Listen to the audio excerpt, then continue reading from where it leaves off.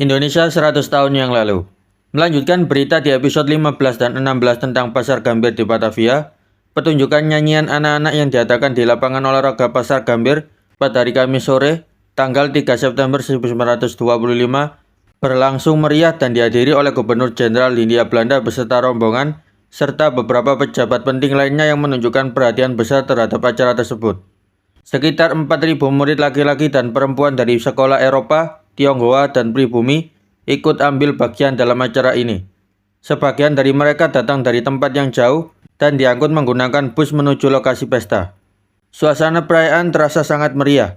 Dari kejauhan, rombongan anak-anak sudah tampak dengan keceriaan mereka yang memenuhi udara dengan semangat gembira.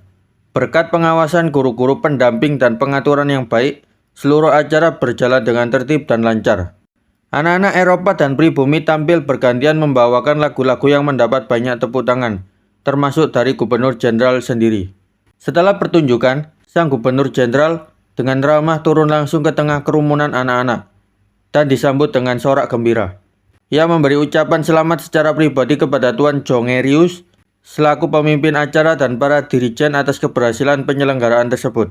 Setelah itu, Gubernur Jenderal bersama wali kota dan panitia mengunjungi pameran reklame, di mana beliau menunjukkan minat besar terhadap berbagai stand pameran yang ada. Di sana, rombongan juga disuguhi dengan sebuah hidangan ringan. Selanjutnya, rombongan menghadiri pemutaran film yang menampilkan industri pembuatan lampu pijar dari perusahaan Philips. Sekitar pukul 7:30 malam, rombongan pejabat tersebut meninggalkan lokasi.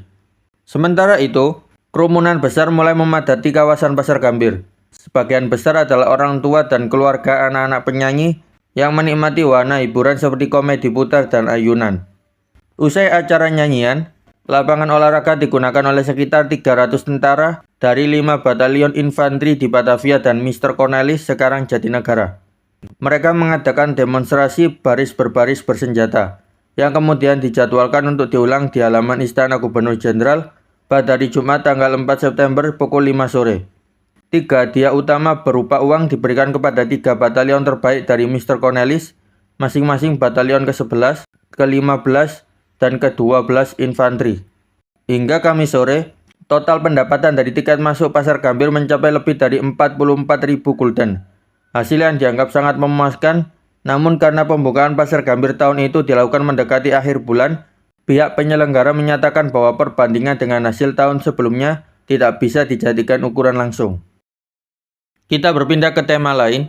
Pada tahun 1925 di Hindia Belanda, beberapa cabang dinas pemerintahan dan lembaga lainnya masih terlalu sedikit perhatian yang diberikan terhadap kemampuan memahami dan berbicara dalam bahasa pribumi oleh para pejabat yang memimpin. Dalam perkebunan tembakau, karet, dan kopi di Kare Sejenan Besuki, yaitu sebuah wilayah yang meliputi Banyuwangi, Bondowoso, Jember, dan Situbondo, para administrator dan pegawai diharapkan bisa memahami serta berbicara dalam bahasa Jawa dan Madura. Hal yang sama juga berlaku di perkebunan tebu. Di Jawa Tengah, cukup dengan bahasa Jawa, sedangkan di daerah Sunda dengan bahasa Sunda. Bayangkan saja, jika para direktur masa cukup hanya dengan mengandalkan para mandor sebagai penerjemah, karena pegawai Eropa hanya menguasai sedikit bahasa Melayu pasar. Pekerjaan tentu tidak akan berjalan dengan baik, sebab para mandor yang bertindak sebagai penerjemah bisa saja menipu atasan mereka dan di hadapan para pekerja mengatakan hal-hal buruk tentang atasan itu tanpa dipahami oleh mereka. Atau beberapa jabatan yang seharusnya menetapkan syarat bahwa pejabat yang memimpin harus memahami dan mampu berbicara dalam bahasa daerah tempat mereka bertugas. Beberapa contohnya adalah hakim pengadilan negeri, kepala penjara, pejabat kepolisian, dan pengelola bank cabang daerah.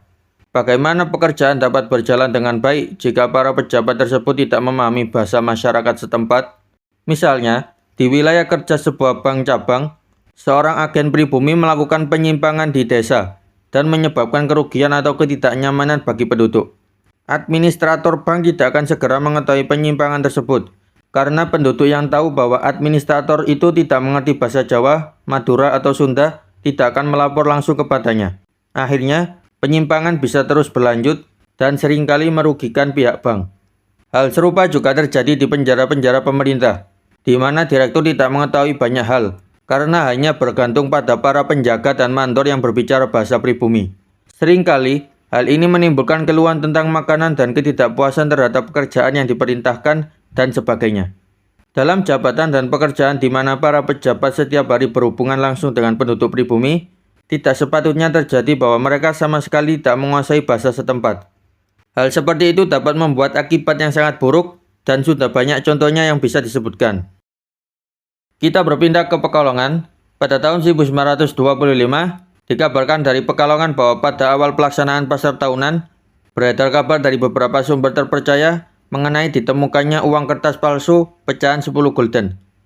Pada hari Selasa, tanggal 1 September 1925, kasir dari Dewan Daerah Pekalongan berhasil menemukan dan menyita 1 lembar uang palsu tersebut.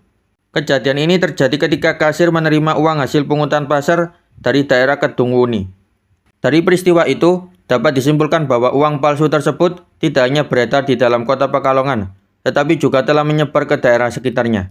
Diduga, para pemalsu memanfaatkan suasana ramai selama pasar malam ketika banyak orang tidak terlalu teliti memahami keaslian uang yang mereka terima.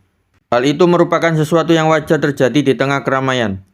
Oleh karena itu, masyarakat diimbau untuk lebih berhati-hati dan waspada terhadap peredaran uang palsu ini. Kita berpindah ke Solo. Pada tahun 1925, Tuan Hadi Wijojo, anggota Dewan Rakyat, telah menerima permintaan dari sebuah perusahaan dagang asal Amerika untuk membantu dalam kegiatan ekspor barang-barang kerajinan tangan khas Jawa.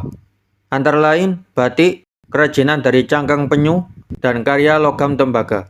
Diketahui bahwa di Amerika terdapat pasar yang baik untuk barang-barang tersebut. Dikabarkan pula bahwa rencana ekspor ini akan dilakukan melalui KDO, Koperasi Dagang Umum, yaitu perkumpulan para pedagang Jawa yang berkedudukan di Solo.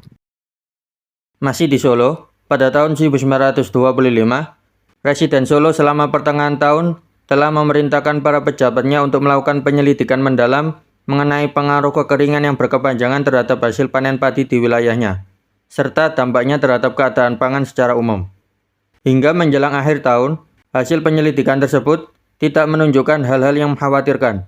Diketahui bahwa berkat hasil panen padi yang sangat baik pada musim hujan sebelumnya, penduduk masih memiliki persediaan beras yang cukup banyak. Di sebagian besar desa, masih terdapat stok pangan yang memadai.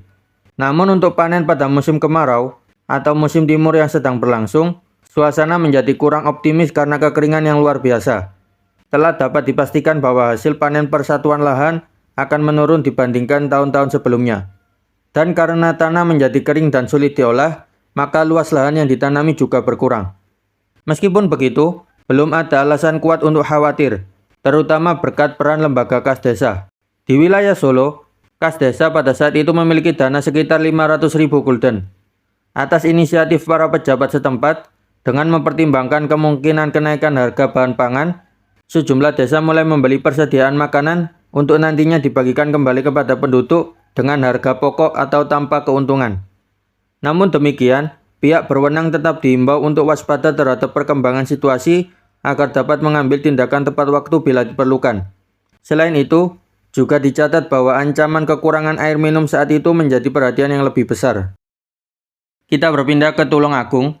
Pada tanggal 4 September 1925 malam hari, berakhir sudah pasar malam di Tulungagung. Setelah seminggu penuh dengan keramaian besar, kota kecil yang giat ini mulai kembali tenang seperti sedia kala. Hanya menyisakan tumpukan sisa bangunan dan sampah yang dalam beberapa hari akan dibersihkan dengan cepat dari alun-alun. Pendapatan kotor dari tiket masuk dan hiburan mencapai sekitar 20.000 gulden, sedangkan penyewaan stan dan lahan mencapai hampir 8.000 gulden.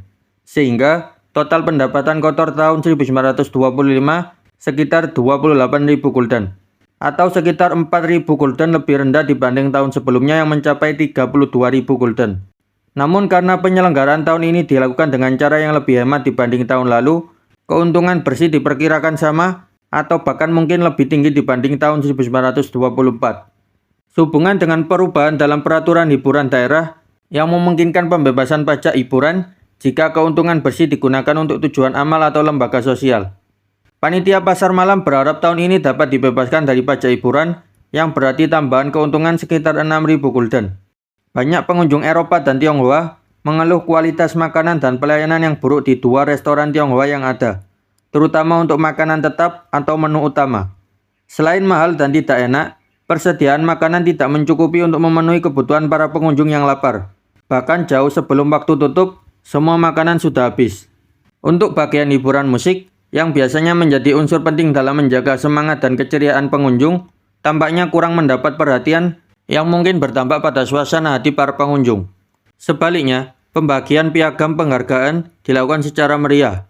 Pati Tulungagung, yang juga ketua panitia, menyerahkan piagam-piagam yang indah itu kepada para penerima pada malam penutupan, sebagai penyemangat menuju pasar malam tahun selanjutnya. Jika tahun lalu, pasar malam diperpanjang selama 3 hari, tahun ini tidak dilakukan perpanjangan karena pengalaman sebelumnya kurang baik. Selain itu, 7 hari pelaksanaan sudah cukup melelahkan bagi panitia, subkomite, dan seluruh petugas.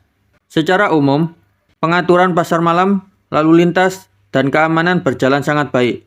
Kecuali penangkapan beberapa pencopet, semua kegiatan berlangsung tertib. Diperkirakan bahwa penurunan pendapatan tahun ini disebabkan oleh turunnya harga gula dan padi.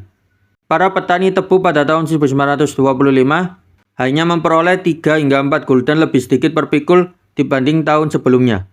Gula mangkok yang dihasilkan di Tulungagung merupakan salah satu komoditas utama yang menopang perekonomian Tulungagung dan sekitarnya. Jika harga gula turun, hal ini berdampak langsung pada daya beli masyarakat serta hasil pasar malam tahun itu juga.